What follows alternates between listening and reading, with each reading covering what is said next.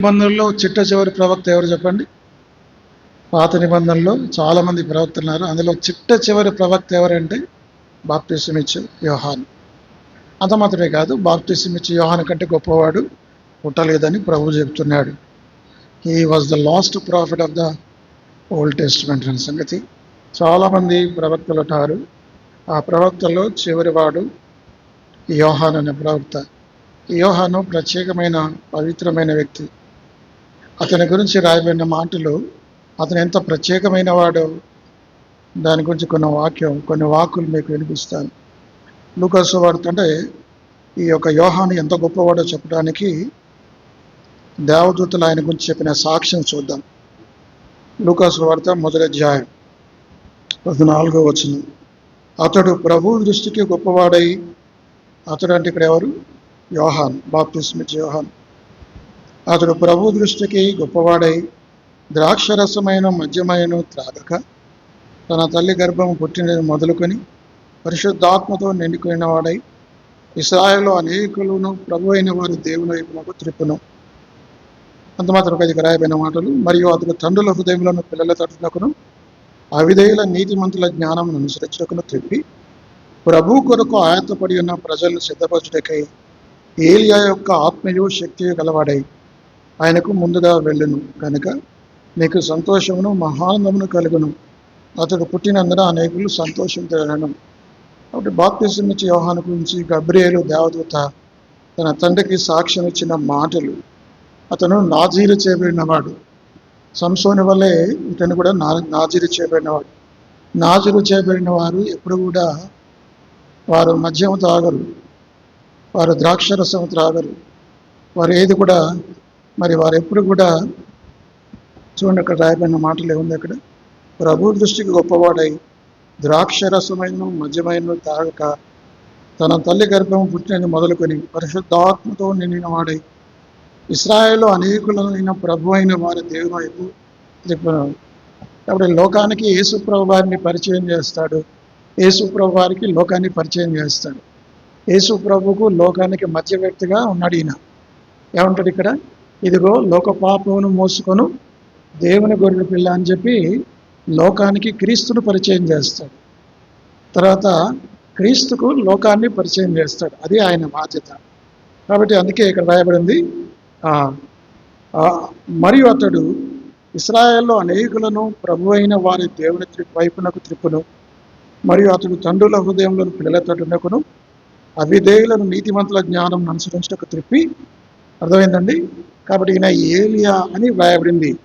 ఏలియా అంటే ఎవరు? చూడండి, అక్కడ చివరి మాటల్లో వ్రాయబడింది, ఏలియా యొక్క ఆత్మయు శక్తియు గలవాడై ఆయనకు ముందుగా వెళ్ళును. 400 సంవత్సరాలు దేవుడు ఇశ్రాయేలు ప్రజలతో మాట్లాడటం మౌనంగా ఉన్నాడు. చూడండి, మలాకి గ్రంథం 4వ అధ్యాయం, మలాకి గ్రంథం 4వ అధ్యాయం 5-6 వచనాలు. యెహోవా నియమించిన భయంకరమైన ఆ మహాదినము రాకమునుపు నేను ప్రవక్తగా ఏలియాను మీ యొద్దకు పంపుదును. నేను వచ్చి దేశమును శపించకుండానట్లు అతడు తండ్రుల హృదయములను పిల్లల తట్టును, పిల్లల హృదయములను తండ్రుల తట్టును తిప్పును. ఏలియా మీ యొద్దకు వచ్చాడు. ఇక్కడ ఏలియా అంటే ఎవరు? ఏలియా అంటే ఎవరు? బాప్తిసం ఇచ్చు యోహాను. ఏలియా అనుకుంది. ప్రకటన గ్రంథంలో 2 వ్యక్తులు సాక్ష్యం ఇస్తారు, ఏలియా మోషే అని ఉంది కదా. ఆ ఏలియా కాదు. ఇక్కడ ఏలియా అంటే ఎవరంటే, ఏలియా యేసుక్రీస్తు రాకముందు ఏలియా వస్తాడు. ప్రభు మార్గం సరళము చేయును. యెషయా గ్రంథం 40వ అధ్యాయం 3వ వచనం. ఎవరైనా ముఖ్యమైన వ్యక్తి వస్తున్నప్పుడు ఏం చేస్తారు? ముందుగా పైలట్స్ ముందుగా వస్తారు కదా. ఆలకించుడి, ప్రకటించున్నాడు ఎట్లనగా అరణ్యములో సిద్ధపరచుడి, ఎడారిలో. కాబట్టి ప్రభు మార్గము, ప్రభు త్రోవలు సరళం చేయట కొరకు ముందుగా ఇతను వచ్చాడు. అర్థమైందండి? ఏలియా యొక్క పని ఏమిటంటే ప్రభు గురించి ముందుగా చెప్పడానికి, లోకాన్ని పరిచయం చేయడానికి ఈ యొక్క బాప్తిసం ఇచ్చి యోహాను వచ్చాడు. అతను అచ్చం అలాగే ఏలియా లాగానే ఉండేవాడు. అతని రూపము, అతని మాటలు, అతని శక్తి అన్నీ కూడా ఏలియా వలె ప్రవర్తించేవాడు. చూడండి, 2వ రాజుల గ్రంథం మొదటి అధ్యాయం 8వ వచనం. 2వ రాజులు మొదటి అధ్యాయం 8వ వచనం. అందుకు వారు గొంగలి ధరించుకొని కట్టుకునే వాడై. కాబట్టి ఏలియా ఎలా ధరించుకునేవాడు? ఎప్పుడు గొంగలు ధరించుకునేవాడు, తోడుదొడి ధరించుకునేవాడు. అంటే ఇప్పుడు వేషధారణ కూడా ఏలియా వలె బాప్తిసమిచ్చే యోహాను కూడా ఉండేది. 4వ వచనం, మత్తయి సువార్త 3:4. ఈ యోహాను ఒంటె రోమముల వస్త్రమును మొల చుట్టూ తోలుదట్టియు ధరించుకున్నవాడు, మిడతలను అడవి తేనెయు అతనికి ఆహారం. చూసారా? కాబట్టి ఏలియా వలె ఇతను కూడా ఉండేవాడు. ఏలియాతో ఇతన్ని పోల్చారు. ఇప్పుడు శిష్యులు ఒకసారి అడుగుతారు, ప్రభా ఏలియా వస్తా అన్నాడు కదా, ఏడి ఏలియా ఎప్పుడు వస్తాడు అయినప్పుడు ప్రభు అంటాడు, ఇప్పటికే ఏలియా వచ్చాడు. మత్తయి సువార్త 17వ అధ్యాయం, మత్తయి సువార్త 17:9 వచనం. వారు కొండ దిగి వచ్చుండగా మనుష్య కుమారుడు 10వ వచనం చదువుతాను. అప్పుడు ఆయన శిష్యులు, ఇలాగైతే ఏలియా ముందుగా రావాలని శాస్త్రులు ఎందుకు చెప్పుచున్నారని ఆయన అడిగిరి. అందుకు ఆయన, ఏలియా వచ్చి సమస్తమును చక్కబెట్టిన మాట నిజమే, అయినను ఏలియా ఇదివరకే వచ్చెను, వారు అతన్ని ఎరగక తమకిష్టం వచ్చినట్లు అతని ఎడల చేసిరి. మనుష్య కుమారుడు కూడా అలాగే వారి చేత శ్రమలు పొందబోచున్నారని మీతో చెప్పుచున్నాను. అప్పుడు ఆయన బాప్తిసమిచ్చి యోహాను గూర్చి తమతో చెప్పనని శిష్యులు, అంటే రాబో ఏలియా ఎవరైనా బాప్తిసమిచ్చు యోహాను. బాప్తిసమిచ్చి యోహాను యేసు ప్రభువాన్ని లోకానికి పరిచయం చేస్తాడు. ఆయన నాజీరు చేయబడిన వ్యక్తి, మద్యమునైన ద్రాక్షరసమైన త్రాగడు. అంత మాత్రమే కాదు, నాజీరు చేయబడిన వాడు తల మీద వెంట్రుకలు తీయకూడదు, మంగళ కత్తి వేయకూడదు. అది సంసోను విషయంలోనూ, తర్వాత బాప్తిసమిచ్చి యోహాను విషయంలో కూడా జరిగింది కదా. కాబట్టి ఇంత గొప్ప వ్యక్తి. స్త్రీలలో బాప్తిసమిచ్చి యోహాను కంటే గొప్పవాడు పుట్టలేదు. యేసు ప్రభువే సాక్షాత్తు బాప్తిసమిచ్చి యోహాను గురించి చెప్పాడు. మత్తయి సువార్త 11వ అధ్యాయం 11వ వచనం. స్త్రీలకైన వారిలో బాప్తిసమిచ్చి యోహాను కంటే పుట్టలేదని. చూసారా? అంత గొప్ప ఆధిక్యత యేసు ప్రభువారే సాక్షాత్తు. కాబట్టి ఈయన బాప్తిసమిచ్చి యోహాను పాత నిబంధనలో చివరి ప్రవక్త. ఇప్పుడు ప్రవక్తలు లేరు. ఇప్పుడు కొత్త నిబంధనలో కొంతమంది ప్రవక్తలు ఉన్నారు, కానీ పాత నిబంధనల ప్రవక్తల వంటి వారు కాదు. కొత్త నిబంధన ప్రవక్తలు, కొత్త నిబంధన ప్రవక్తలు వేరు, పాత నిబంధన ప్రవక్తలు వేరు. ప్రవక్తలు ప్రవచిస్తారు. ఇప్పుడు ప్రవక్తల కాలం మూసివేయబడింది, సీజ్డ్. ప్రవక్తలు ఇప్పుడు లేరు. ఉన్నారా? ఇప్పుడు ప్రవక్తలు లేరు, అపోస్తలు లేరు. ఎవరైనా నేను ప్రవక్తను అని చెప్పుకుంటే అది మోసం. అపోస్తులు అని చెప్పుకుంటే మోసం చేయటం. కాబట్టి అపోస్తుల కాలం ముగిసిపోయింది. మొదటి శతాబ్దంలోనే యేసుప్రభు వారు వచ్చిన కాలంలోనే. యేసుప్రభు వచ్చిన తర్వాత కొంతమంది ప్రవక్తలు ఉన్నారు, కానీ వారు పాత నిబంధన వంటి ప్రవక్తలు కాదు. ప్రవక్తలు ప్రవచిస్తారు. అపోస్తులైన పౌలు అన్నారు, మీరు కూడా ప్రవచించండి. ప్రవచించండి అంటే మనం ఏం ప్రవచించాలి? పెంతెకొస్తేలు ఏం ప్రవచిస్తారు? అబద్ధ బోధకులు భార్యాభర్తలకు తగులు పెడతారు, లేనిపోని అని చెప్తారు, అబద్ధ బోధలు. ఒకసారి ఈయన ఎవరు కల్వరి టెంపుల్ సతీష్ కుమార్ అమెరికాకు వెళ్ళాడు. వెళ్తే అక్కడ ఒక ఆమె ఆయన గురించి ప్రవచిస్తుంది. ఏమైనా ప్రవచిస్తుంది? భారతదేశం నుంచి ఒక గొప్ప వ్యక్తి వచ్చాడు, ఆయన చాలా గొప్పవాడు, దేవుడు నాకు చూపిస్తున్నాడు, ఆయనకు దేవుడు మంచి భార్యను ఇవ్వబోతున్నాడు. ఏమని చెప్పింది? దేవుడు మంచి భార్యను ఇవ్వబోతున్నాడు, దేవుడు నాకు చూపిస్తున్నాడు. ఇంకా ఆమె గురించి లేనిపోయినని చెప్పింది. చెప్పేసరికి ఈయన కంగు తిన్నాడు కొంచెం. ఎవరు? సతీష్ కుమార్.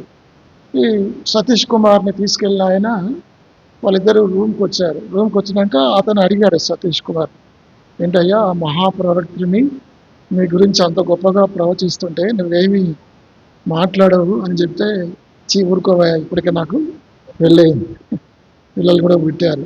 ఇట్లా ఉంటాయి అబద్ధ బోధకులు, అబద్ధ ప్రవక్తలు. కాబట్టి ఈ రోజుల్లో ప్రవక్తలు లేరు. అపోస్తులుడైన అద్దంకి రంజిత్ ఓఫేల్ బూటకం అది.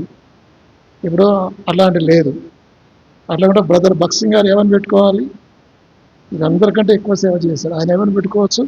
అపోస్తలుడు అయినా ప్రవక్త అయినా భక్సింగ్ గారు అని పెట్టుకోవాలి. అలా పెట్టుకున్నా ఏమని పెట్టుకుంటాడు?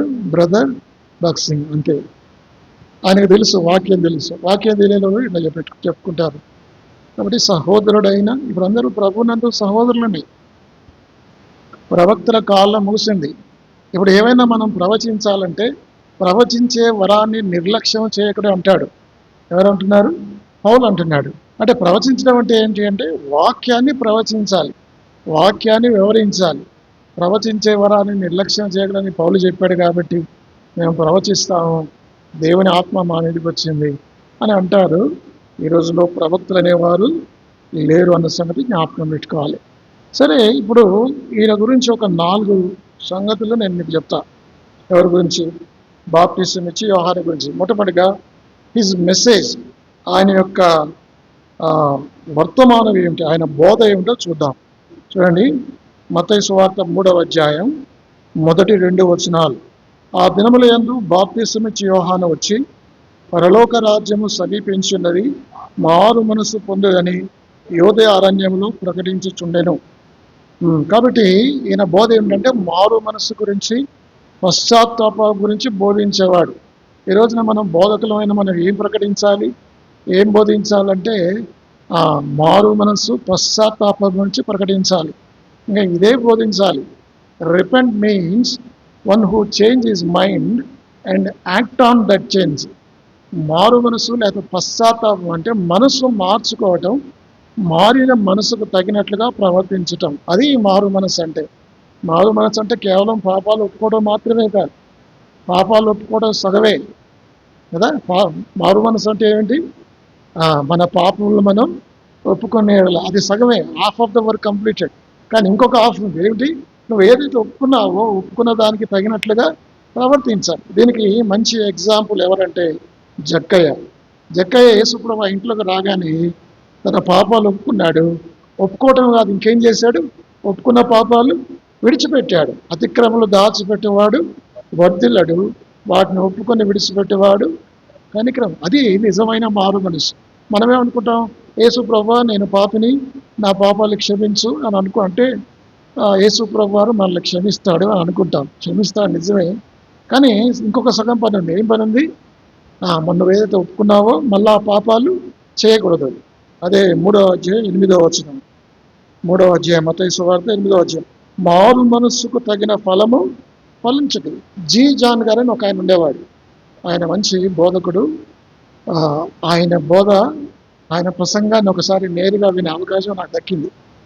చాలా గొప్ప బోధకుడు. ఆయన ఒక స్టేట్మెంట్ ఇచ్చాడు. Fruit is the proof of salvation. ఏమంటాడు ఆయన? Fruit is the proof of salvation. నేను రక్షణ పొందానని చెప్పుకుంటే సరిపోదు, రక్షణను రుజువుపరుచుకోవాలి. నేను 10 సంవత్సరాలు రక్షణ పొందాను, 20 సంవత్సరాలు మారు మనసు పొందానని చెప్పుకుంటారు. ఫలం ఏది కదా? ఫలము చేత మన రక్షణను రుజువుపరుచుకోవాలి. ఫలాలు లేకుండా మనం చెప్పుకున్న ఫలాలు ఏమిటి? రోమా 1:13 యేసుక్రీస్తును యేసుక్రీస్తునందుకు ఇతరులను మనం నడిపించుట అనేది ఒక ఫలం. ఇది వరకు మీలో ఏదైనా ఫలం పొందవల్లని నేను రోమాతో అంటాడు, రోమా సంఘంతో పౌలు అంటాడు, మీలో నుంచి కూడా నాకు ఫలం కావాలి. కాబట్టి క్రీస్తుకు మధ్యకు ఆత్మను నడిపిస్తే మనం ఫలించినట్లే. రక్షింపబడిన వ్యక్తి యొక్క బాధ్యత ఏమిటి? అతను ఫలించాలి. ఏం ఫలించాలి? ఆత్మలను క్రీస్తు వద్దకు నడిపించాలి. నువ్వు ఎవరికన్నా సువార్త చెప్పాలి, ఎవరికన్నా వాక్యం చెప్పాలి, ఎవరికన్నా మందిరానికి నడిపించాలి. ఇవేమీ చేయకుండా సంవత్సరాల తరబడి ఎప్పుడో మారు మనసు పొందాలని చెప్పి ఒకడే వచ్చి ఒకడే పోతే కాదు కదా. రేపు పరలోకంలో మధ్యాకాశంలో యేసు ప్రభుదాసు నువ్వు రక్షింపబడి 30 సంవత్సరాలు అయింది కదరా, నువ్వు ఎవరినైనా ఒక్క ఆత్మ నా ఎద్దకు తెచ్చావా అంటే నన్ను అడిగాడు అనుకో, రేపు కొన్ని కోట్ల ప్రజల ముందు అప్పుడు నేను ఎవరిని దేకపోతే ఏం చేయాలి? మౌనంగా యేసు ప్రభు ముందు సిగ్గుపడాలి. కొంతమంది ప్రభు రాకడేసిన సిగ్గుపడతారని 1 యోహాను 2వ అధ్యాయం 10వ వచనంలో ఉంది. అర్థమైందా? కాబట్టి ప్రభువుని వద్దకు ఎవరైనా మనం నడిపిస్తున్నామా? ఇవి మారు మనసు తగిన ఫలాలు. రెండవ ఫలం ఏం చెప్పుకున్నాం? రోమా 6:22 పరిశుద్ధత అనే ఫలం. నేను చెప్తూనే ఉంటా, మీకు నోటికి వచ్చే బైహార్ట్ వచ్చేంతవరకు చెప్తూనే ఉంటాం. రెండవ ఫలం పరిశుద్ధత కలగటే వారి ఫలం, వారి అంతము నిత్య జీవం. పాపం వల్ల వచ్చే జీవితం మరణం అయితే పరిశుద్ధత వల్ల వచ్చే జీవితం ఏమిటిది? నిత్య జీవం. కాబట్టి పరిశుద్ధత అనే ఫలం, ఇది ఫలించాలి. రెండవ ఫలం. మూడవ ఫలం ఏమిటంటే కానుకలు, చందాలు, దశమభాగాలు. ఈ ఫలము వారికి అప్పగించి స్పెయిన్ మీదకు వస్తానని రోమా 15వ అధ్యాయంలో పౌలు అంటాడు కదా, 15:22 అనుకుంటా. ఈ ఫలమును వారికి అప్పగించి, ఏమిటి ఆ ఫలం? చందాలు, కానుకలు, దశమభాగాలు. దేవునికి కానుకలు ఇవ్వటం, అది కూడా ఒక కానుకలు, ఒక ఫలమే. అది మూడవ ఫలం. ఇక నాలుగవ ఫలం ఏమిటంటే గలతీ 5వ అధ్యాయం, అంత దూరం పోతే ఒకసారి గలతీ 5:22 ఆత్మఫలము. ఈ 9 కలిపి ఆత్మఫలం అంటే ఏమిటి చెప్పండి? ప్రేమ, సంతోషము, సమాధానము, దీర్ఘశాంతం, దయాళత్వం, మంచితనం, విశ్వాసం, సాత్వికం, ఆశా నిగ్రహం. మీరందరూ VBSకి బాగా వెళ్ళినట్టుంది కదా. VBSలో ఈ యొక్క బొమ్మ గీస్తాం మనం, వాటిలో రాస్తాం కదా. ఇవి ఆత్మఫలం.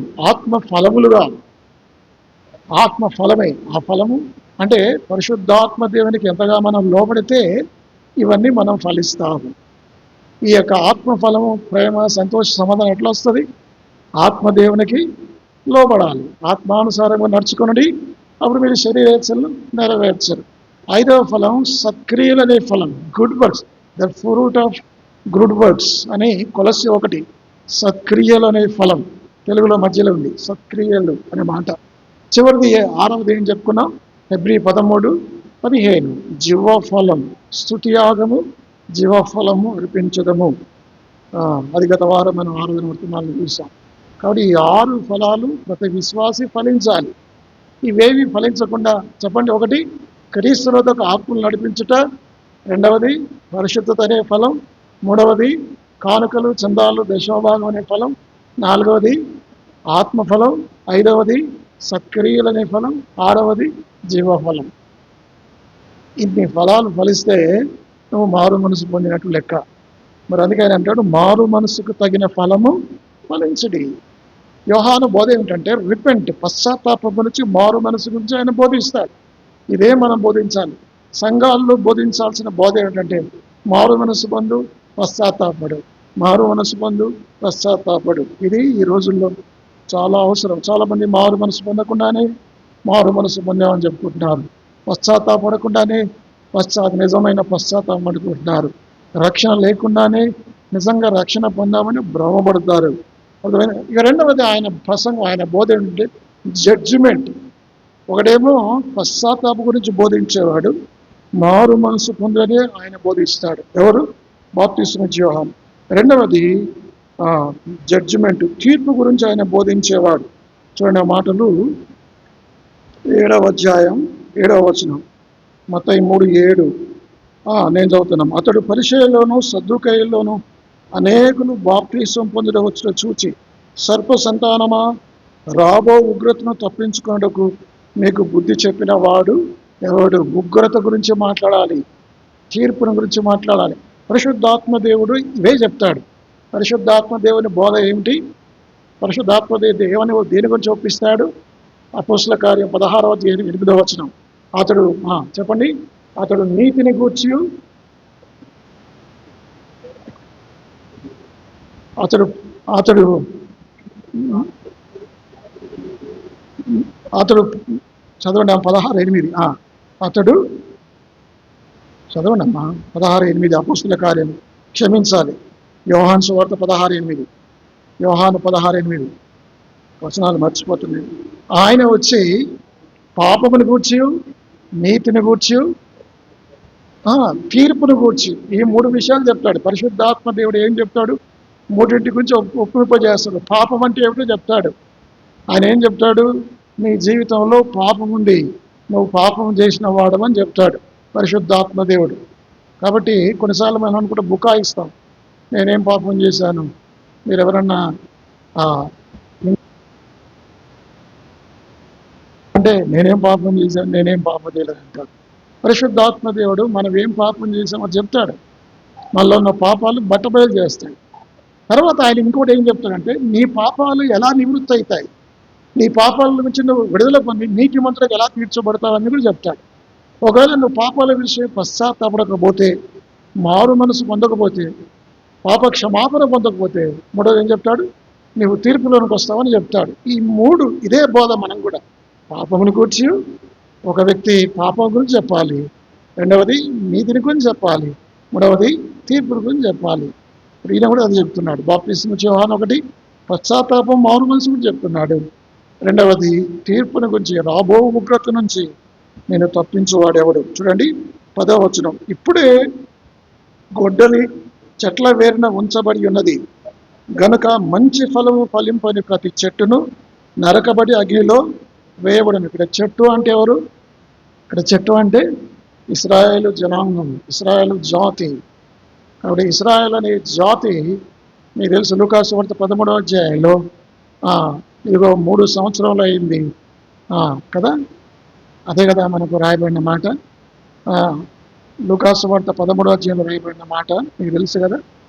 ఏముంది అక్కడ? లూకాసు వార్త 13వ అధ్యాయంలో 3 సంవత్సరాల నుంచి ఆ మాట చదవమ్మా. లూకా 13, 3 ఏండ్ల నుండి కానీ దొరకలేదు, దీన్ని నరికివేయము. అంటే దీన్ని నరికివేయమంటే అర్థమైంది, ఇశ్రాయేలు జాతి. ఇక్కడ ఇశ్రాయేల్ను చెట్టుతో పోల్చారు కదా, అంజూరం చెట్టు ఇశ్రాయేలు జాతి అనే మాట చెట్టుతో పోల్చారు. మనుషులను చెట్లతో పోల్చేవాళ్ళు, కాబట్టి దాన్ని నరికివేయాలి. కానీ ఇశ్రాయేలు ప్రజలు యూదులైన వారు మారు మనసు పొందకపోతే దేవుడు వారిని తీసివేస్తాడు. నిజంగా దేవుడు తీసివేశాడు కూడా. ఉదాహరణకి యేసుక్రీస్తు వారు సిలువ వేయబడేటప్పుడు పస్కా పండుగ రోజున యూదులు, ప్రపంచవ్యాప్తంగా చేరిన యూదులు 20 లక్షల మంది ఆ రోజు ఉన్నారు. ఎప్పుడు? 2000 సంవత్సరాల క్రితం యేసు ప్రభువును సిలువ వేసేటప్పుడు ప్రపంచవ్యాప్తంగా చెదిరిన యూదులందరూ కూడా ఈ 3 పండుగలకు వచ్చేవాళ్ళు. ఏ పండుగలకు వచ్చేవాళ్ళు? పస్కా పండుగ, పెంతెకోస్తు పండుగ, పర్ణశాల పండుగ. ద్వితీయోపదేశకాండ 16:16 మాట. ఈ 3 పండుగలకు ప్రపంచవ్యాప్తంగా చెదిరిన యూదులు యెరూషలేముకు వచ్చి సీయోనులో దేవుని ఆరాధిస్తారు. అయితే ఆ దినం యేసు ప్రభు దినం రోజున 20 లక్షల మంది యూదులట యేసు ప్రభు ఆ యొక్క పస్కా పండుగ రోజున యెరూషలేము క్రిక్కిరిసిపోయింది. 2000 సంవత్సరాల క్రితం 20 లక్షలు ఉంటాయి. ఇప్పుడు ఎంతమంది ఉండాలి? 200 కోట్ల మంది పైన ఉండాలి. కానీ ఎంతమంది ఉన్నారు యూదులు ఇప్పుడు ప్రపంచంలో? ఇశ్రాయేల్ జనాభా ఎంత ఇప్పుడు? 93, 94, 90 లక్షలు. అప్పుడు 20 లక్షలు ఉంటే ఎంత కావాలి? దేవుడు వారి పాపాన్ని బట్టి వారిని చెదరగొట్టాడు. ఇశ్రాయేల్ ఎన్నో శ్రమల పాలయ్యారు. దేవుడు వారిని చెదరగొట్టాడు. దేవుడు వారిని వారి పాపాన్ని బట్టి శ్రమల పాలు బబులోను చెరకు అప్పగించాడు. అది వాళ్ళ ప్రపంచంలో చైనా, భారతదేశం 2 దేశాలు కలిస్తే ఎంత జనాభా ఉంటుందో అందుకంటే ఎక్కువ జనాభా ఉండాలి. 90 లక్షల జనాభా ప్రపంచాన్ని గడగడలాడిస్తున్నారు. సరే, విషయం ఏంటంటే దేవుని ఉగ్రత అనేది వస్తుంది. ఒక వ్యక్తి మారు మనసు, పాప క్షమాపణ పొందకపోతే దేవుని ఉగ్రత కిందికి వస్తాడు. ఇంకా ఆయన ఏమంటాడు చూడండి, అదే మత్తయి సువార్త 3వ అధ్యాయం 12వ వచనం. ఆయన చేతిలో ఉన్నది, ఆయన తన కళ్ళమును బాగా శుభ్రం చేసి గోధుమలను కొట్టులో పోసి ఆరిన అగ్నితో పొట్టును కాల్చివేయనని వారితో. గోధుమలేమో కొట్టులో ఉంటాయి, పొట్టు మాత్రం బయటికి వెళ్ళిపోతుంది. చిన్నప్పుడు కల్లాలని అంటారు, ఇప్పుడు లేవు. అప్పుడంతా కూడా వరి కోసే మిషన్లు వచ్చింది. అప్పటికే చిన్నప్పుడు వరి కొయ్యాలి, కట్టెలు కట్టాలి, కొట్టాలి, పశువులతో తొక్కించాలి, మరి తర్వాత తూర్పార పట్టాలి. ఇవన్నీ ఉండేవి. ఇవన్నీ మేము చేసాం. ఇప్పుడు లేదు ఆ పరిస్థితి. తూర్పారినప్పుడు గట్టి గింజలు ఎక్కడ పడతాయి, గాలికి పొట్టు పోతుంది. అలాగే అవిశ్వాసులైన వారు పొట్టుతో పోల్చారు. ఇక్కడ బాప్తిస్మం ఇచ్చేవాళ్ళు ఆ పొట్టు ఆరిన అగ్నితో కాల్చివేయబడుతుంది అనగా దేవుని తీర్పు ఉంది, నిత్య నరకాగ్ని ఉంది. యేసుక్రీస్తునందు విశ్వాసం ఉంచిన వారికి, పాపాలు విడిచిపెట్టిన వారు, పాపములో కొనసాగేవారు, వారు క్రైస్తవులైనా క్రైస్తవేతరులైనా, పాప స్వభావం లేదా పాపములు విడిచిపెట్టిన వారికి నిత్య నరకాగ్ని ఉంది. అది మొట్టమొదటిగా హిజ్ మెసేజ్ ఏంటంటే 2 రకాలుగా, ఒకటి పశ్చాత్తాపం గురించి బోధిస్తాడు, రెండవది తీర్పు గురించి బోధిస్తాడు. అది సంగతి. రెండవది హిజ్ అథారిటీ, అతనికున్న అథారిటీ ఏమిటంటే దేవుని ద్వారా అతను పంపబడ్డాడు. దేవుడు ఇందాక మనం చూసాం 40:3 ఆ అరణ్యంలో కేక వేయవకని స్వరము యెషయా ప్రవచించిన ఆ ప్రవచనం నెరవేర్చబడింది. అతను అధికారము కలిగిన వాడు, చాలా ధైర్యంగా బోధిస్తాడు కదా. ఇప్పుడు ప్రవక్తలు, ఒక ఆయన నల్గొండలో నాకు ఒక వింత మాట చెప్పాడు. ఏం చెప్పాడంటే, ఈ బాప్టిజం ఇచ్చే యోహానికి ఏం పనిపాట లేదా,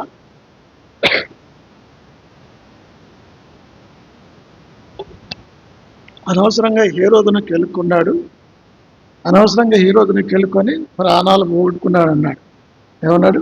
ఇదే మాట అన్నాడు. నేను అన్నాను, ఏంటని అట్లా అంటావు అంటే, ఆయనకు తెలవంది ఏంటంటే, ప్రవక్తలు ఏం చెప్తారంటే నేరుగా రాజుల దగ్గరికి వెళ్ళి సూటిగా చెప్పాలి. ప్రవక్తలైన వారి పని ఏమిటి? దేవుని యొక్క ప్రవచనం, దేవుని యొక్క దర్శనం, దేవుడు వారికి ఏం చెప్పాడో ఉన్నది ఉన్నట్టుగా చెప్పాలి. ఈయన వెళ్ళి హేరోదుకు చెప్పాడు, నువ్వు రాజు, యూదులకు రాజువై ఉండి, యథా రాజ తదా ప్రజ అంటారు కదా, అంటారా? రాజువైన నువ్వే ఈ పని చేస్తే నీ దేశంలో ఉన్న ప్రజలందరూ ఏం చేస్తారు? ఇటు పాపాన్ని చేస్తారు. రాజా, ఇది నీకు తగదు, ఈ పాపం మానుకోరు. హేరోదుతో చెప్తే తెలుసు, హేరోదు ఏం చెప్తాడో ఏం చేస్తాడో అని కూడా తెలుసు. దానికి ప్రిపేర్ అయ్యే పోయాడు. కాబట్టి నేను చెప్పాల్సింది చెప్పాలి, సేవకులు ఏం చేయాలి?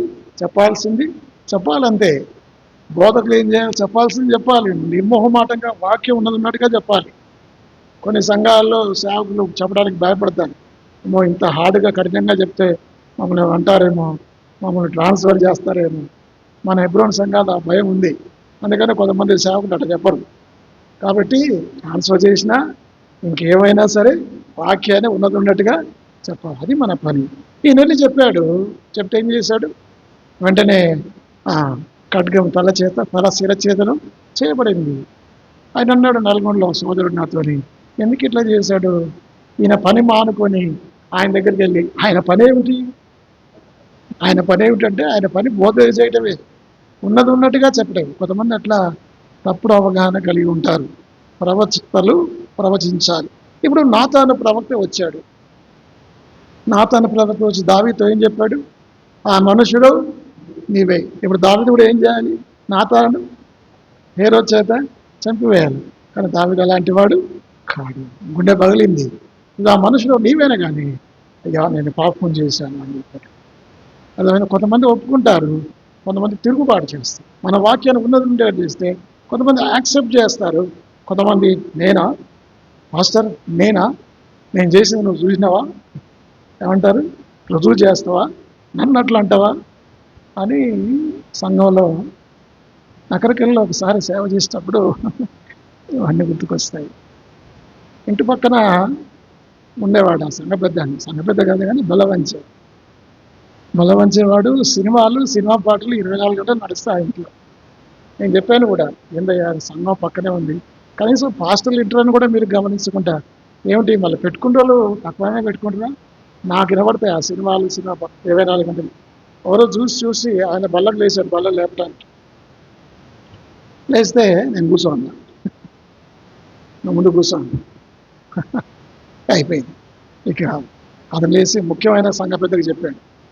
చెప్పి వాళ్ళంతా ఒకటే కదా, పాపం స్థానికుడు సేవకుడు ఏంటి, బయట వాడు లోకల్ వాళ్ళంతా ఒకటైపోతారు.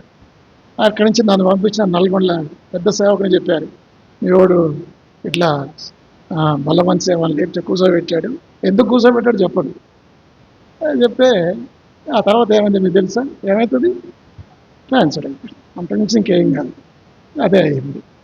కాబట్టి అయినా పర్వాలేదు, ప్రాణం పోయినా పర్వాలేదు, ఇంకేమైనా పర్వాలేదు, ఉన్నట్టుగా చెప్పాలి. అక్కడ హేరోదు చివరికి తన ప్రాణాన్ని హతసాక్షిగా మిగిలిపోయాడు. కాబట్టి ఆయనకున్న అధికారం చాలా గొప్పది. ఆయన యేసుప్రభువు అడుగుతాడు ఒక సందర్భాలు, మీరు చెప్పండి, బాప్తిసం ఇచ్చే యోహాను ఎక్కడి నుంచి ఉంది? అది భూ సంబంధమైందా, పరలోక సంబంధమైందా అంటే వాళ్ళు ఏమన్నారు? ఏం చెప్పాలి? పరలోక సంబంధమైన అందుమా మీరు మరి అట్లా కూడా బాప్తిసం ఇచ్చే యోహాను ఎందుకు నమ్మలేదు అంటారు. భూ సంబంధమైన అందుమా ఏం చేస్తారు? ప్రజలు రాళ్లతో కొడతారు. మత్తయి సువార్త 21 అనలేదా ఆ మాటలు ప్రభు? 21వ అధ్యాయం, మత్తయి సువార్త 21:25 నేను చదువుతాను. యోహాను ఇచ్చిన బాప్తిసము ఎక్కడ కలిగినది? పరలోకమును కలిగినదా, మనుషులను కలిగినదా అని వారిని అడిగాను. ఎవరు అడిగారు? యేసు ప్రభు. వారు మనం పరలోకం నుండి అని చెప్పితేమా, ఆయన అలాగైతే మీరెందుకు అతన్ని నమ్మలేదని మనల్ని అడుగును. మనుషుల వల్లని చెప్పితేమా, జనులకు భయపడుచున్నాము, అందుకు యోహాను ప్రవక్తని ఎంచుతున్నారని తమలో తాము ఆలోచించుకొని, యేసుప్రభు వారు భలే ఇరికిస్తాడు మనుషుల్ని. భలే సూపర్ ఫిట్టింగ్ అనమాట. ఏం చెప్పాలో అర్థం కాదు. ప్రభు యేసుక్రీస్తుకు ఆయన ఏం చేస్తాడంటే, నువ్వు ప్రభువుని ఏదైనా ఒక ప్రశ్న అడిగావనుకో, యేసు ప్రభువుని ఎవరన్నా ఒక ప్రశ్న అడిగి ఏం చేస్తాడు, మళ్ళీ ఆయన ఇంకో ప్రశ్న అడుగుతాడు. ప్రశ్నకు ప్రశ్నే సమాధానం. అది ఆయన విధానం. కాబట్టి ఈయన బాప్తిసం పరలోకం నుంచి వచ్చింది. ఈయన పేరు ఎవరు పెట్టారు? జాన్. యోహాన్ అనే మాట. John means the Lord is gracious కదా. జోహన్నా, హన్నా నుంచి వచ్చింది. హన్నా అంటే కూడా అర్థం అదే కదా.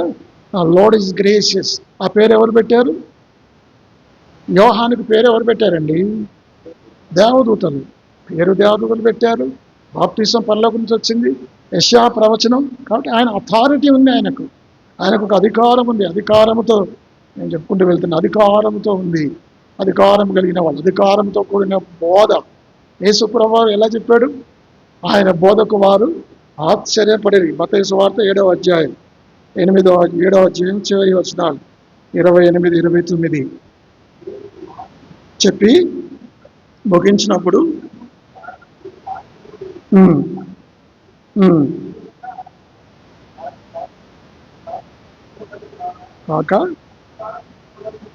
కాబట్టి శాస్త్రుల బోధ ఏమిటి?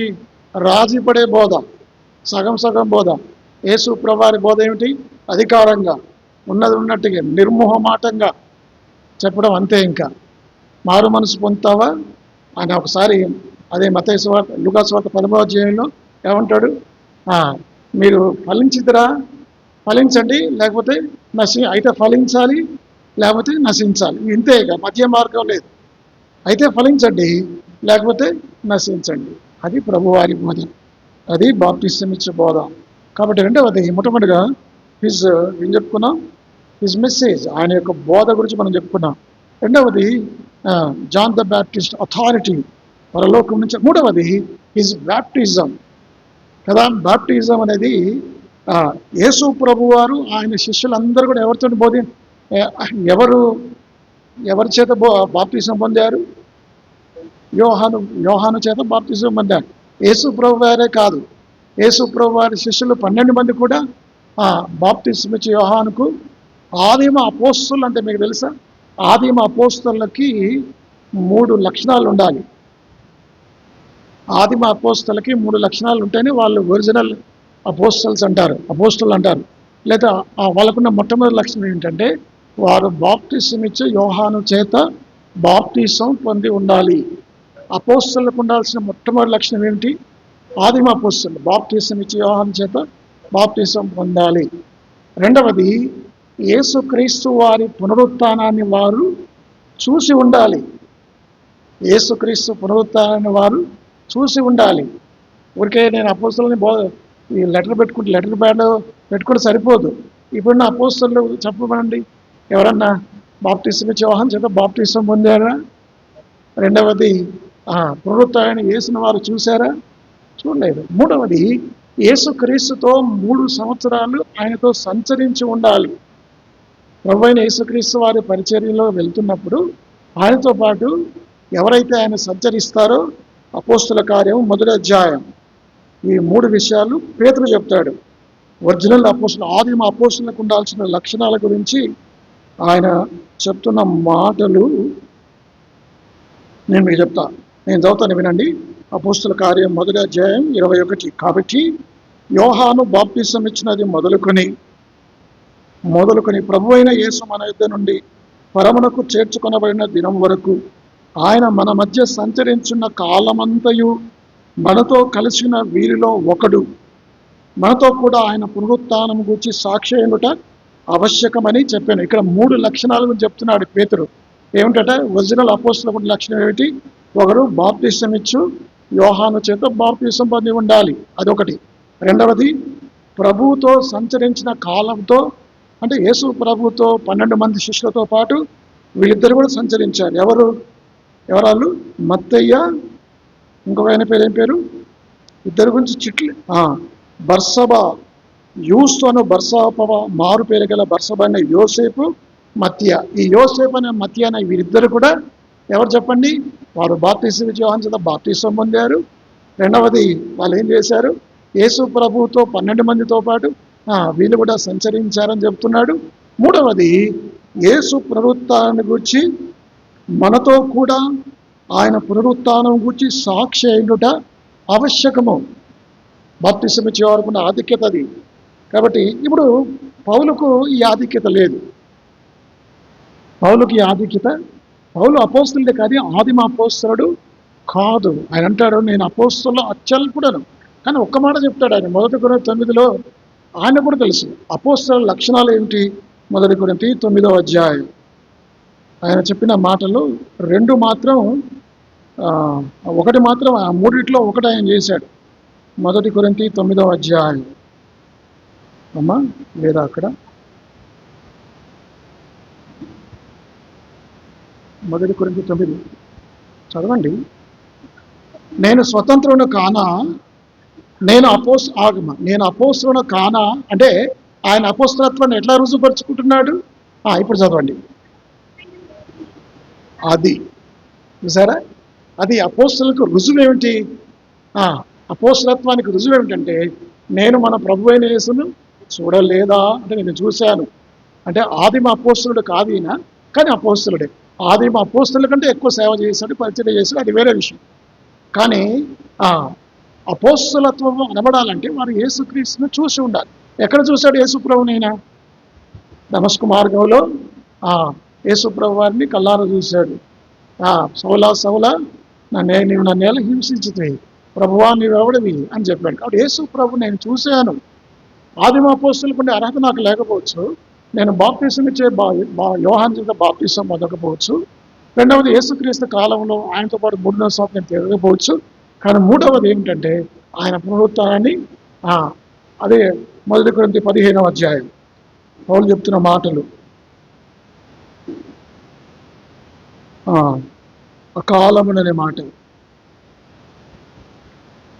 8-9 వచనాలు. అందరికీ కడపట అకాలమందు పుట్టినట్లున్న నాకును కనబడను. ఎలైనగా నేను అపోస్తలులందరిలో తక్కువ వాడను, దేవుని సంఘమును హింసించినందున అపోస్తలునకు యోగ్యులను కాను. ఇక్కడేమో తక్కువ వాడిని అంటాడు. ఎఫెసా పత్రికలో నేను అత్యల్పుడును అంటాడు, అపోస్తలులందరిలో అత్యల్పుడును అంటాడు. కాబట్టి అర్థమైందండి. అంటే నేను ఎందుకు చెప్తున్నానంటే ఇవన్నీ, బాప్తిసం ఇచ్చే యోహానుకు అంత ఆధిక్యత ఉంది. సాక్షాత్తు యేసు ప్రభు వారికే బాప్తిసం ఇచ్చాడు. మరి ఇప్పుడు యేసు ప్రభు వారు ఎందుకు బాప్తిసం పొందాడు? అసలు బాప్తిసం ఎవరు పొందాలి? పాపులైన వ్యక్తులు పాప విషయమై మారు మనసు పొంది క్షమాపణ పొంది, ఇప్పుడు నీళ్ళల్లో ముంచి తీస్తున్నామంటే నేను యేసు ప్రభుతో చనిపోయాను, పాత పెట్టబడ్డాను, తిరిగి లేపబడ్డాను అని మనం బహిరంగ సాక్ష్యం ఇస్తాం. మన హృదయంలో ఏదైతే మనం అనుభవం కలిగి ఉన్నామో దాన్ని బహిరంగంగా ఇస్తాం. మరి యేసు ప్రభు వారు పాపి కాదు కదా, ఆయన పాపము చేయలేదు. He did no sin, he knew no sin, in him is no sin. ఆయన పాపం ఎరగలేదు, ఆయన పాపం చేయలేదు. ఆయన ఎందుకు పాపం లేదు? మరి ఎందుకు ఆయనకు అంటే యేసు ప్రభు అంటాడు, ఓ ప్రభువా, ఆ మాటలు చదవండి, ఎంత మంచి మాటలు. మత్తయి సువార్త 3వ అధ్యాయం 13వ వచనం. ఆ సమయంలో యోహాను చేత బాప్తిసం పొందుటకు యేసు గలిలయ నుండి యోర్దాను దగ్గర అతని ఎదుగు వచ్చెను. అందుకు యోహాను, నేను నీ చేత బాప్తిసం పొందవలసిన వాడినై ఉండగా నీవు నా ఎదుగు వచ్చున్నావా అని ఆయన నివారింప చూచను. కానీ యేసు ఇప్పటి కార్యము నీటి యావత్తు ఇలాగ నెరవేర్చుటకు మనకు తగి ఉన్నదని అతనికి ఉత్తరం ఇచ్చాను. కాబట్టి ఇప్పుడు యేసు ప్రభు వారు ఎందుకు బాప్తిసం పొందాడు అంటే దానికి 2 కారణాలు. ఒకటి, బాప్తిసం ఇచ్చే యోహాను యొక్క పరిచర్య ఆయన ముద్రిస్తున్నాడు. బాప్తిసం ఇచ్చే యొక్క పరిచర్య అది నిజమైన పరిచర్య అని చెప్పడానికి యేసు ప్రభు వారు ఆయన చేత బాప్తిసం పొందాడు. అది. రెండవది, పరిచర్య చేసే వాళ్ళు ఏం చేయాలి? బాప్తిసం పొంది ఉండాలి. బాప్తిసం పొందకుండా పరిచర్య చేయడానికి వీలు లేదు. అందుకే యేసు ప్రభు వారు ఆయన పరిచర్య చేయకముందు ఏం చేశాడు? బాప్టిజం పొందాడు. అందుమించి ఆయన మనం పాపులం, యేసుప్రభు వారు పాపి కాడు. అయితే ఆయన ఎందుకు బాప్టిజం పొందాడంటే యోహాను యొక్క పరిచర్యను ముద్రించడం కొరకు. రెండవది పరిచర్య చేసే విధానం మనకు మాదిరిగా ఉండే కొరకు ప్రభు అలా చేశాడు. ఇక్కడ ఇంకొక 2 బాప్టిజాలు చెప్తున్నాడు. బాప్టిజం ఒకటేమో నీటి బాప్టిజం కదా, ఒకటేమిటి నీటి బాప్టిజం. రెండవ బాప్టిజం ఇక్కడ ఇంకొక 2 బాప్టిజాలు ఉన్నాయి. ఏమిటి? 11వ వచనం, మారు మనస్సు నిమిత్తము నేను నీళ్ళలో మీకు బాప్టిజం ఇస్తున్నాను, అయితే నా వెనుక వచ్చున్నవాడు నాకంటే శక్తిమంతుడు, ఆయన చెప్పుల మోయటగా నేను పాత్రను కాను, ఆయన పరిశుద్ధాత్మలోను అగ్నితోనూ మీకు బాప్టిజం. 2 బాప్టిజాలు, ఒకటి పరిశుద్ధాత్మ బాప్టిజం, రెండవది అగ్ని బాప్టిజం. ఏమిటి పరిశుద్ధాత్మ బాప్టిజం అంటే పెంతెకోస్తు దినాన పరిశుద్ధాత్మ దేవుడు వచ్చాడు, అది మీకు తెలుసు. అయితే ఇక్కడ పరిశుద్ధాత్మ బాప్టిజం అంటే ఒక వ్యక్తి యేసు ప్రభువుని నమ్ముకున్న తర్వాత సత్యవాక్యమును విని, మీ రక్షణ సువార్తను విని, యేసుక్రీస్తునందు విశ్వాసం ఉంచి ఆత్మ చేత ముద్రింపబడుతుంది. ఎఫెసీ 1:13 మీకు తెలుసు. అంటే ఒక వ్యక్తి రక్షింపబడిన తర్వాత పరిశుద్ధాత్మ దేవుడు ఆయన ముద్రిస్తాడు. అంటే పరిశుద్ధాత్మ ఆయనలోకి వస్తాడు, పరిశుద్ధాత్మ చేత నింపబడతాడు. అది కదా. 1 కొరింథీ 12వ అధ్యాయం, 1 కొరింథీ 12వ అధ్యాయం అంటే పరిశుద్ధాత్మ బాప్టిజం అంటే ఏమిటో 1 కొరింథీ 12:13 వచనం. 1 కొరింథీ 12, ఏదైనగా యూదులమైనను గ్రీసు దేశస్థులమైనను దాసులమైనను స్వతంత్రులమైనను ఒక శరీరంలోనికి బాప్టిజం అంటే యేసుక్రీస్తు అనే శరీరంలోకి, సంఘంలోకి మనం బాప్టిజం పొందబడ్డాం. అంటే సంఘంలో ఒక అవయవంగా మనం చేయబడ్డాం. అది పరిశుద్ధాత్మ బాప్టిజం. పరిశుద్ధాత్మ బాప్టిజం అంటే పరిశుద్ధాత్మ దేవుడు నీలో ఉన్నాడు, పరిశుద్ధాత్మ చేత నువ్వు ముద్రించబడ్డావు, పరిశుద్ధాత్మ దేవుడు, అది పరిశుద్ధాత్మ బాప్టిజం. మరి మూడవది అగ్ని బాప్టిజం అంటే ఏమిటి? ఇది విచిత్రమైనది. ఏమిటి అగ్ని బాప్టిజం అంటే? రేపు నువ్వు యేసు ప్రభువుని నమ్మకుండా ఉండి పాప క్షమాపణ పొందకుండా ఉంటే తర్వాత ఏమవుతుంది? నువ్వు నిత్య నరకాగ్నిలో వేస్తాడు కదా. ఎవని పేరైనను జీవగ్రంథమందు వ్రాయబడినట్టు కనబడిన వాడు అగ్నిగుండంలో పడవేయబడ్డు. ఇది 2వ మరణం. అదే మాట అక్కడ ఉంది. మత్తయి సువార్త 3వ అధ్యాయం 12వ వచనం, ఆయన చేతిలో ఉన్నది, ఆయన తన కళ్ళంను బాగుగా శుభ్రం చేసి గోధుమలను కొట్టులో పోసి ఆరిన అగ్నితో పొట్టును కాల్చును. అగ్ని బాప్టిజం అంటే ఏమిటి చెప్పండి? నరకం అనే బాప్టిజం. కొంతమంది అగ్ని బాప్టిజం అంటే పరిశుద్ధాత్మ దేవుడి పెంతెకోస్తు దినాన అగ్ని వలె నాలుకలు ఇట్లా విభజించబడతాయని చెప్తారు కదా. కానీ రైట్ ఇంటర్ప్రిటేషన్ ఏమిటంటే అగ్ని బాప్టిజం అంటే పరిశుద్ధాత్మ బాప్టిజం, నీటి బాప్టిజం, పరిశుద్ధాత్మ దేవుడు మనలోకి రావటం. మూడవది అగ్ని బాప్టిజం. విశ్వాసులకే బాప్టిజం పరిశుద్ధాత్మ బాప్టిజం, అవిశ్వాసులకు నిత్య నరకాగ్ని అనే బాప్టిజం. ఇంతవరకు అర్థమైతే చాలు మనకు. అర్థమైందంటే మూడవది his baptism. Number 1 his message, number 2 his authority, number 3 his baptism, number 4 his obedience. ఆయనకున్న ఎంత విధేయత అంటే ఎంత తగ్గింపగలవాడు బాప్టిజం ఇచ్చి యోహాను. అంత గొప్ప వ్యక్తి. యేసు ప్రభువే సాక్ష్యం ఇచ్చాడు. ఏమన్నాడు? స్త్రీకైన వాళ్ళలో బాప్టిజం ఇచ్చి యోహాను కంటే గొప్పవాడు లేడు. అంత గొప్ప స్టేట్మెంట్ ప్రభు ఇస్తే అలాంటి వ్యక్తి ఎంత దీనుడుగా ఉన్నాడు, ఎంత తగ్గింపుకున్నవాడు. దేవుని బిడ్డలంగా మనం బాప్టిజం ఇచ్చి యోహాను వలె బోధించాలి. రెండవది బాప్టిజం ఇచ్చి యోహాను వలె దేవుని అధికారం కలిగి ఉండి మనం పరిచర్య చేయాలి. మూడవది బాప్టిజం పొందిన వారమై ఉండాలి. ఏ బాప్టిజం పొందాలో మనం? అగ్ని బాప్టిజం వద్దు. ఏ బాప్టిజం? పరిశుద్ధాత్మ బాప్టిజం.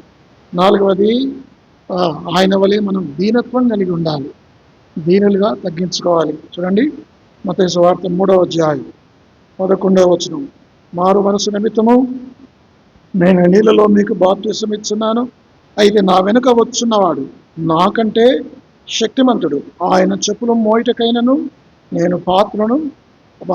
ఈ ఇద్దరిలో పెద్దవాడు ఎవరు? యేసు ప్రభువా, యోహానా? ఎన్నేళ్ళు పెద్దవాడు?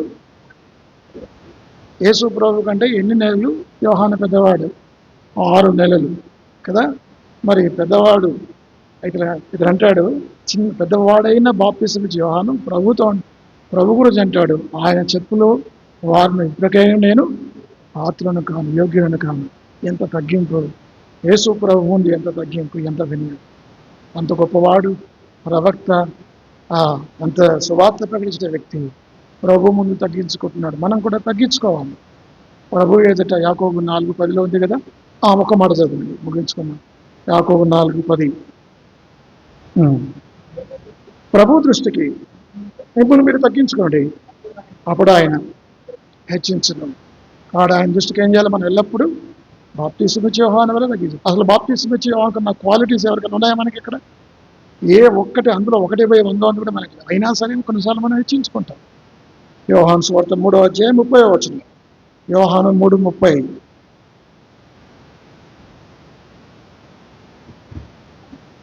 ఆయన హెచ్చవలసినది. ఇటువంటి మాట ఇది. ఎవరంటారు ఈ మాట? ఎవరంటారు? బాప్తిస్మ యోహాను ప్రభు గురించి ఆయన హెచ్చాలి, హీ మస్ట్ ఇంక్రీజ్, నేను తగ్గించబడాలి, ఐ మస్ట్ డిక్రీజ్. అది అర్థమైందండి? ఆయన హెచ్చించబడాలి, హీ మస్ట్ బి ఇంక్రీజ్డ్. అర్థమైందా? కాబట్టి మనం ఏం చేయాలి? తగ్గించుకోవాలి, ఎల్లవేళ తగ్గించుకోవాలి. ఒబీడియన్స్, విధేయత కలిగి ఉండాలి. కాబట్టి ఈ 4 విషయాలు, ఒకటి ఆయన బోధ గురించి, రెండవది ఆయన అధికారం గురించి, మూడవది ఆయన బాప్తిసం గురించి, నాలుగవది ఆయన యొక్క తగ్గింపు. ఈ 4 సుగుణాలు మనలో ఉండాలి. బాప్తిసం ఇచ్చే యోహాను గొప్ప మాదిరిగా మనకున్నాడు, మన ముందు ఒక సవాలుగా ఉన్నాడు. బాప్తిసం ఇచ్చే యోహాను వల్లే మనం కూడా ప్రభు కొరకే నమ్మకంగా, సాక్షులంగా అనేకులు యేసు ప్రభు. ఇంకొక మాట గుర్తొస్తుంది, మీరు మన్నించాలి. యేసు ప్రభు బాప్తిసం ఇచ్చే యోహాను బోధ చేత అనేకులు ప్రభునందు విశ్వాసం ఉంచారట. యోహాను సువార్త 10:29. చూడండి, మనం కూడా అలాగే ఉండాలి. యోహాను 10:29.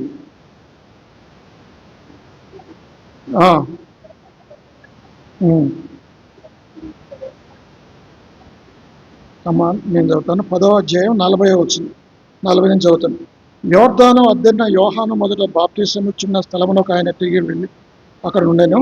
అనేకులు ఆయనకు వచ్చి, యోహాను ఏ సూచక్రియను చేయలేదు గాని ఈయనను గూర్చి యోహాను చెప్పిన సంగతులన్నీ సత్యమైనవని అక్కడ అనేకులు ఆయన ఎందుకు వారి అనేకులు యేసు ప్రభువులో విశ్వాసం ఉంచారు? బాప్తిసం ఇచ్చి యోహాను చెప్పిన, ఈయన గురించి చెప్పిన సంగతులన్నీ కూడా నిజంగా ఉన్నాయి. అంటే యేసు క్రీస్తుని గురించి సాక్ష్యం ఇచ్చాడు ఎవరైనా? బాప్తిసం ఇచ్చి యోహాను. ఆ చెప్పిన సంగతులను బట్టి అనేకులు ప్రభువునందు విశ్వాసం ఉంచారు. దేవుని బిడ్డలంగా మనం కూడా మన మాటలు, మన బోధలు, మన క్రియలు, మన ప్రవర్తన, మన సాక్ష్యాన్ని బట్టి అనేకులు ప్రభువునందుకు రావాలి. బాప్తిసం ఇచ్చి యోహాను వలె మనం జీవించడానికి ప్రభు మనకు సహాయం చేయండి. ప్రార్థన చేయండి.